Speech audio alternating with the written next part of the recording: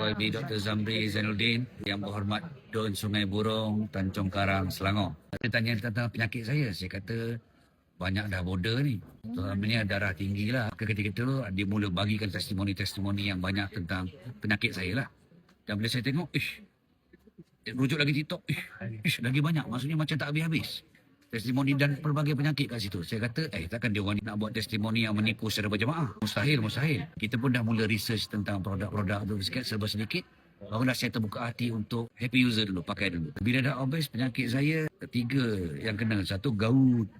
Kedua, water retention, kaki dah bengkak. Yang ketiga, sakit lutut. Yelah dah menampung berat badan kan. Bila saya pakai tu, sebelum ni saya maintenance sebulan sekali dengan bekam. Sampai satu tahap bekam saya ni tak jalan pada sakit gout saya. Alhamdulillah, dalam seminggu tu reda saya punya gout. Pakai Stokin dengan Slow Alorapens kan.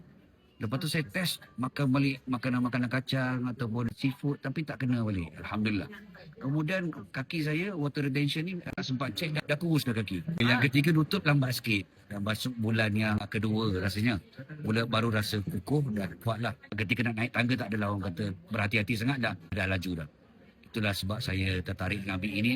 Dia menolong masalah kesihatan saya. Masa tu belum makan lagi. Dah okey. Bayangkan sekarang bila saya tambah lagi leaf pork, tambah lagi spirulina, tambah lagi beefy. Tambah mantap.